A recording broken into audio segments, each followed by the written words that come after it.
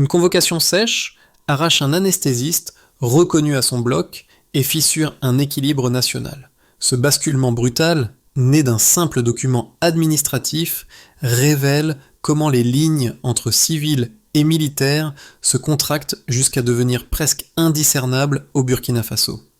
Pourquoi Ibrahim Traoré pousse-t-il cette fusion des rôles et que signifie pour chacun une frontière aussi poreuse lorsque l'État redéfinit la participation citoyenne ? Car derrière ce geste se projette l'idée d'un pays cherchant à transformer sa vulnérabilité en force collective en convertissant chaque compétence civile en ressources stratégiques mobilisables durables. Le récit promet d'éclairer, sans excès, ce que la mobilisation change réellement. Pour l'auditoire, l'enjeu est simple. Comprendre le mécanisme, mesurer les risques. Ici, la loi devient un prisme. Elle redessine la citoyenneté comme un service obligatoire, puis diffuse cette logique vers les métiers réputés neutres. Ce déplacement n'est pas présenté comme une panique, mais comme une tentative de restaurer une souveraineté fragilisée par l'insécurité et par la déception envers les garanties extérieures. Le texte suivra donc une trajectoire précise. De l'épisode du médecin, convoqué aux répercussions dans les hôpitaux, l'université et l'administration, jusqu'aux effets sociaux plus discrets entre adhésion et inquiétude. Pour garder une lecture nette, chaque étape sera reliée à un indicateur concret quand il apparaît, afin de distinguer perception, discours et effets observables. Un fil rouge guidera l'ensemble, la tension entre une mobilisation qui s'étend et la capacité du pays à absorber ce changement sans saturer ses secteurs vitaux. Et si ce décalage, à peine visible au départ, était le vrai tournant? La première fissure n'est pas venue d'un affrontement, mais d'un document banal qui a soudain exposé la nouvelle architecture du pouvoir au Burkina Faso. Cette rupture discrète a pris de l'ampleur lorsque le rappel de la loi 029-2023 a confirmé que plus de 3000 citoyens avaient déjà accompli leur formation civique et patriotique, révélant un basculement plus profond que prévu. Ce point de départ, presque anodin, éclaire un mécanisme en expansion. L'État redéfinit le rôle du citoyen en resserrant la distance entre expertise civile et besoins stratégiques. Les professions autrefois perçues comme neutres, médecins, techniciens, enseignants, deviennent des composants d'un dispositif national élargi. Les hôpitaux, premiers touchés, décrivent une surprise mêlée de résilience. Chacun réalise que la frontière entre pratique médicale et mission coordonnée se fait plus poreuse. Deux responsables administratifs notent que la transition la plus difficile n'est pas matérielle mais psychologique, car elle exige d'admettre que le service peut désormais adopter des formes hybrides. Le milieu universitaire ressent la même dynamique. Des étudiants sur le point de finaliser leurs examens apprennent qu'une immersion patriotique précédera leur entrée dans l'enseignement supérieur.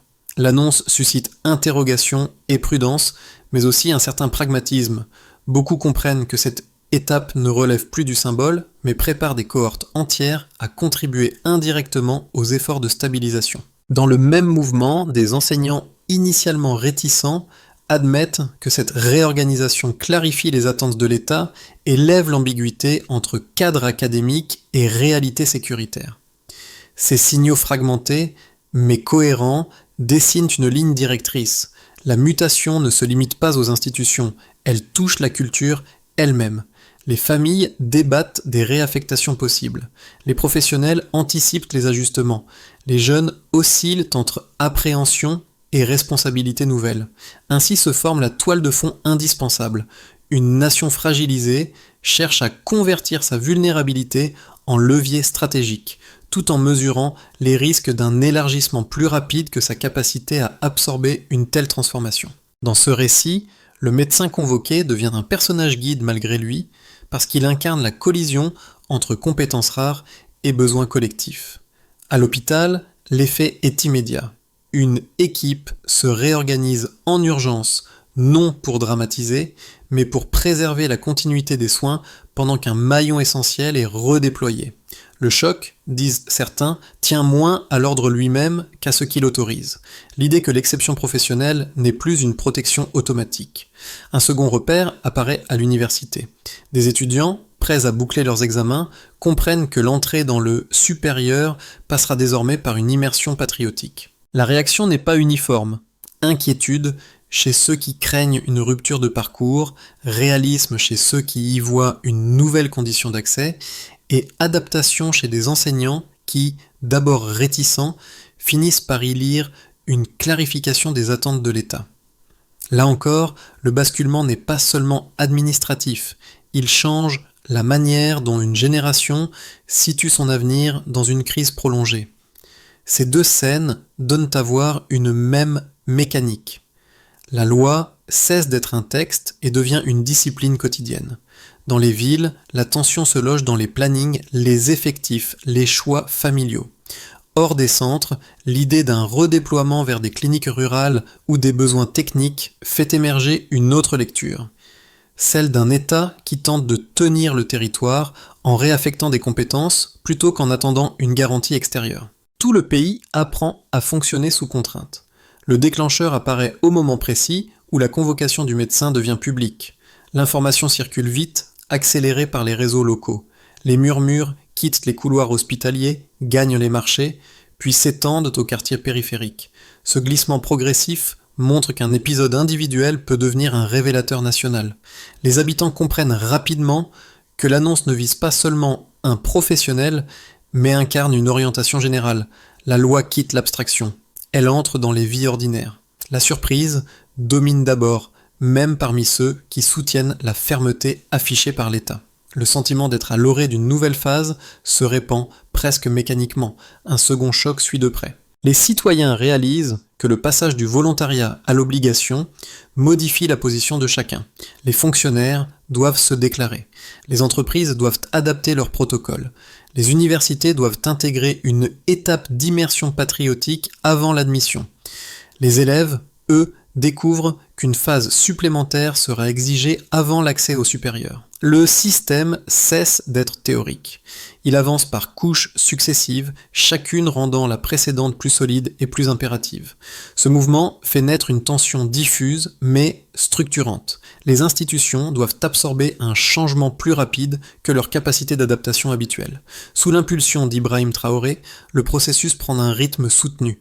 Les décrets se succèdent, les directives circulent, l'administration revoit ses circuits internes, les forces de sécurité ajustent leurs procédures. Le discours officiel, relayé à intervalles réguliers, insiste sur la nécessité de reconstruire la souveraineté à partir des ressources internes. Cette insistance produit un effet inattendu.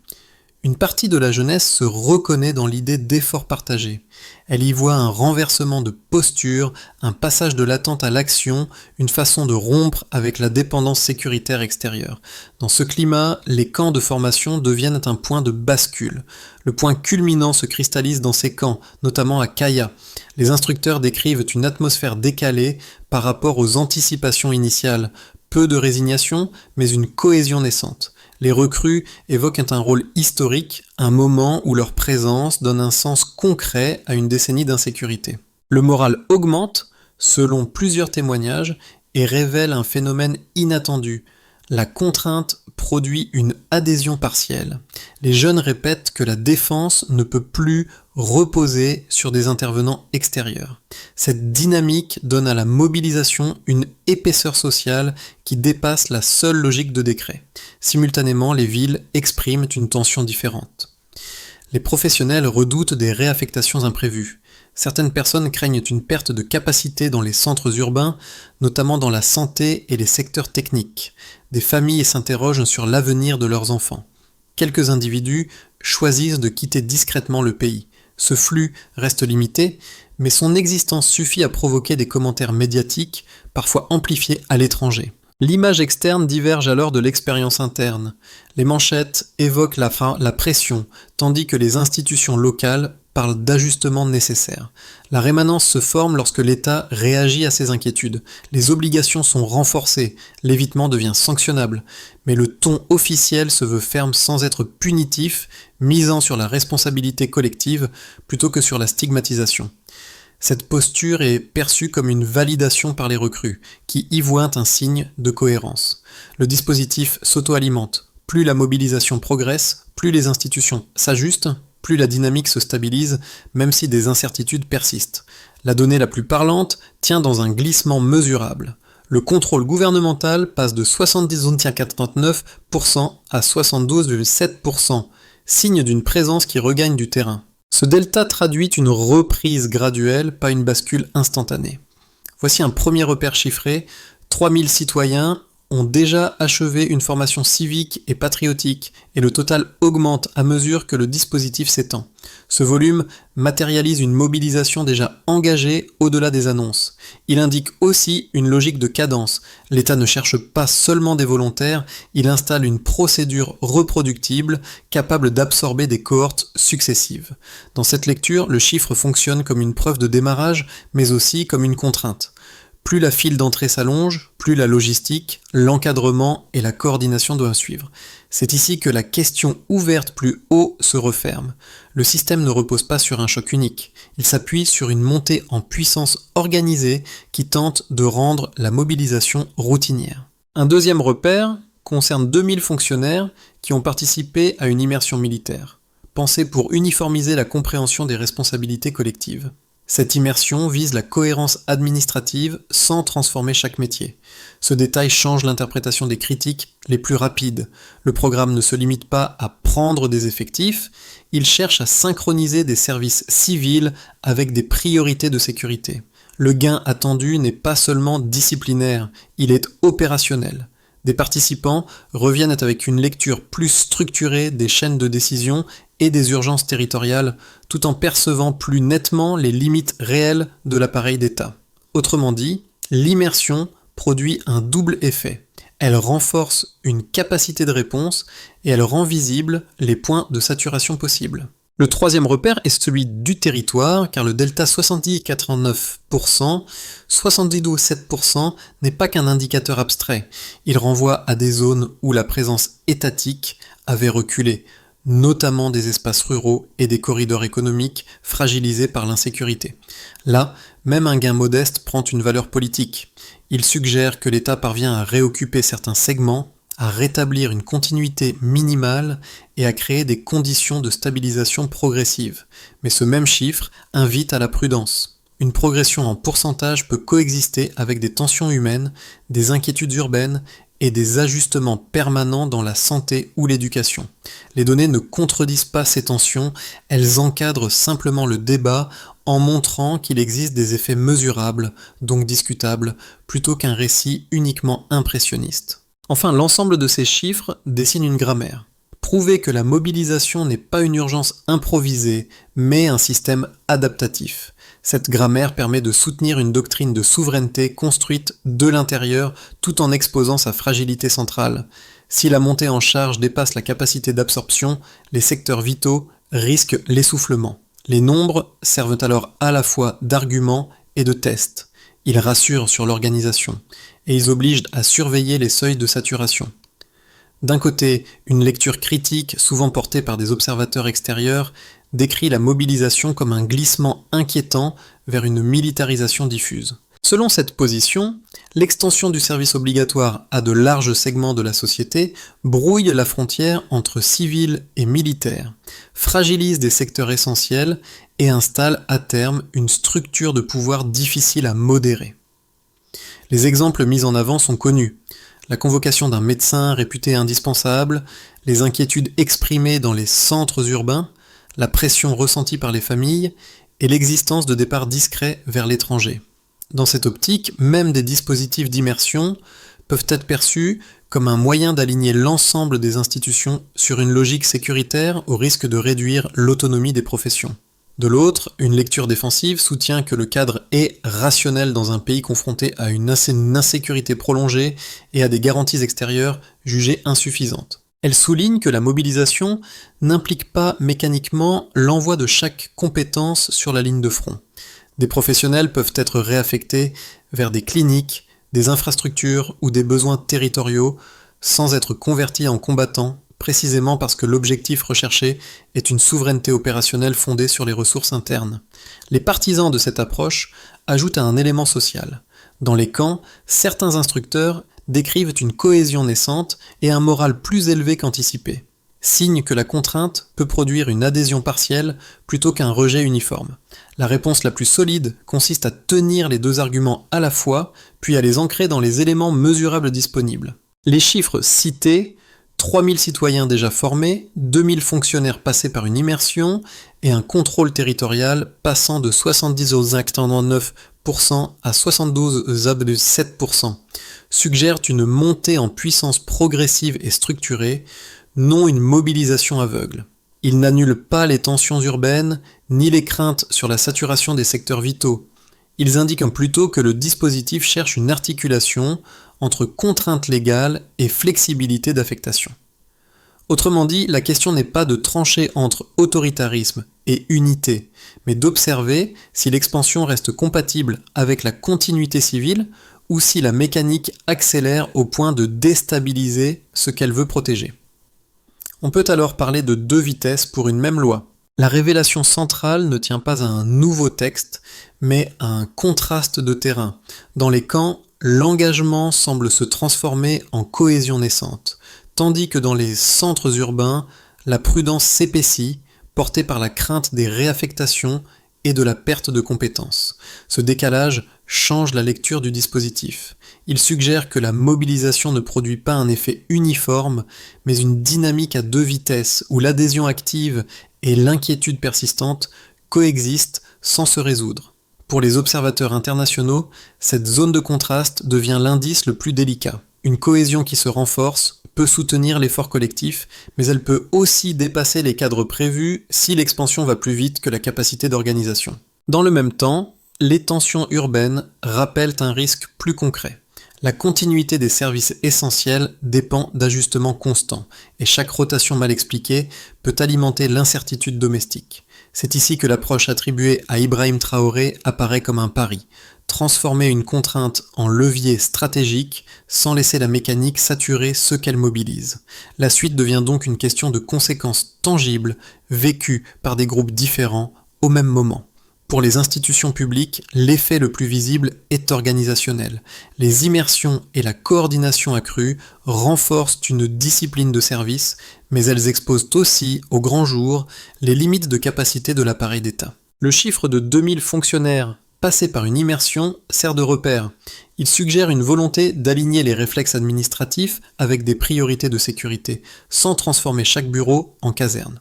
En parallèle, cette montée en charge oblige à arbitrer en continu, car chaque réaffectation crée un trou quelque part, même si l'objectif affiché est la cohérence. Du côté des entreprises, la conséquence immédiate tient aux rotations et au planning. Les employeurs doivent anticiper des absences, réorganiser des équipes, parfois ralentir certaines activités, tout en maintenant des obligations de coopération avec le cadre légal. A l'inverse, certains secteurs techniques peuvent percevoir un bénéfice indirect lorsque la formation produit des compétences utiles à la réparation et à la continuité des services. Le repère de plus de 600 stagiaires formés à des métiers pratiques, menuiserie, mécanique, spécialités liées à l'énergie, donne une direction. La mobilisation ne se limite pas au sécuritaire, elle vise aussi la résilience productive. Pourtant, ce gain reste conditionné par la qualité de l'affectation, car une mauvaise correspondance entre besoins et profils peut transformer une promesse en friction. Pour les ménages et les individus, la conséquence est d'abord psychologique. Les familles réévaluent études, carrière et mobilité en fonction d'une éventuelle réaffectation, ce qui installe une vigilance durable dans le quotidien.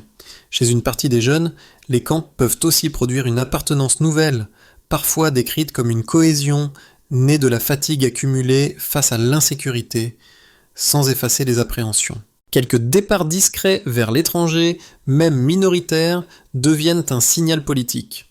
Ils nourrissent des interprétations opposées entre fardeau et devoir. Sous l'autorité d'Ibrahim Traoré, le pari implicite consiste à convertir cette tension en énergie collective sans laisser l'incertitude ronger la confiance domestique. À l'échelle des territoires et des régions, l'effet se lit dans la présence de l'État là où elle avait reculé. Les autorités locales évoquent une stabilisation progressive dans des zones rurales et des corridors économiques fragilisés, ce qui renforce l'idée d'une réoccupation graduelle plutôt qu'un basculement net. L'indicateur de contrôle gouvernemental, passant de 70,89% à 72,7%, devient alors une preuve de mouvement, modeste mais politiquement lourd, parce qu'il signale un retour de continuité dans des espaces vulnérables. Ensuite vient la contrainte centrale. Ces gains restent fragiles si la mobilisation se diffuse plus vite que la capacité à préserver santé, éducation et services urbains. Car la consolidation territoriale dépend aussi de l'endurance civile. Dans les 6 à 12 prochains mois, 3 trajectoires permettent d'organiser la lecture sans transformer l'analyse en verdict. La première, la plus probable au regard des tendances décrites, est une trajectoire de continuité. La mobilisation poursuit son expansion par paliers, tandis que les institutions ajustent leurs circuits internes sans choc brutal. Les administrations conservent une discipline renforcée, l'université intègre l'immersion comme une étape normalisée, et les secteurs techniques continuent d'absorber des cohortes formées. Les zones rurales enregistrent une stabilisation lente, mais réelle, portée par une présence étatique plus continue. Dans ce scénario, le risque demeure urbain. Les rotations répétées entretiennent une inquiétude diffuse chez les familles et les employeurs, sans provoquer de rupture ouverte. La deuxième trajectoire est plus favorable, fondée sur l'amplification des signaux positifs déjà visibles. Les formations civiques et techniques deviennent plus efficaces, mieux calibrées, et leurs affectations se rapprochent davantage des besoins territoriaux. Les gains sécuritaires se consolident, ce qui renforce la légitimité du dispositif et réduit le sentiment d'arbitraire. Les milieux professionnels, initialement prudents, commencent à traiter les réaffectations comme un mécanisme prévisible plutôt qu'une menace permanente. Dans ce cadre, la cohésion observée dans les camps se traduit par une participation plus stable, tandis que la tension urbaine diminue à mesure que l'information devient plus claire et que les secteurs vitaux restent fonctionnels.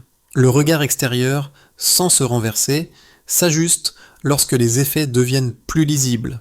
La troisième trajectoire est plus risquée, non parce qu'elle annonce un effondrement, mais parce qu'elle accumule des tensions.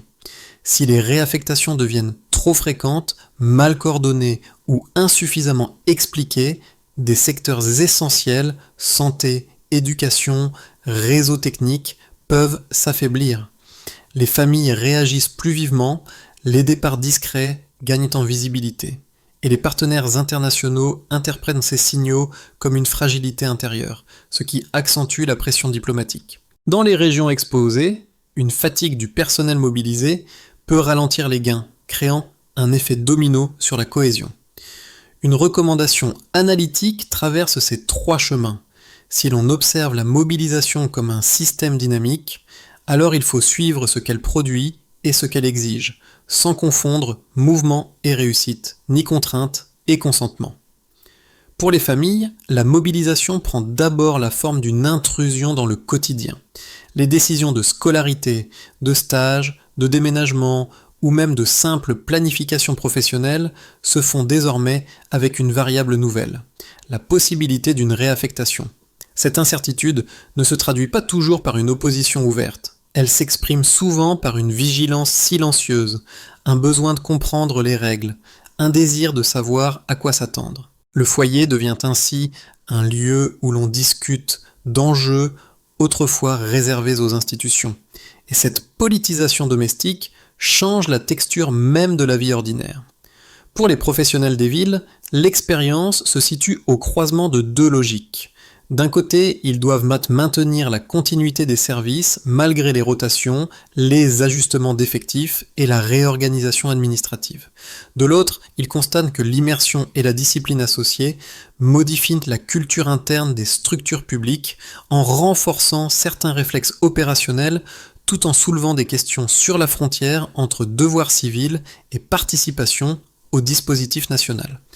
Cette ambivalence nourrit une prudence constante. L'adaptation est possible, mais elle dépend d'une coordination fine, d'une information cohérente et d'une capacité à éviter la saturation des secteurs vitaux. Pour les jeunes passés par les camps, le vécu peut être plus contrasté, parfois paradoxal. Certains décrivent une cohésion inattendue, née du sentiment de répondre ensemble à une nécessité collective après des années d'insécurité. L'obligation n'est pas forcément vécue comme un simple poids, Elle peut devenir un espace où se reconstruit un sentiment de direction.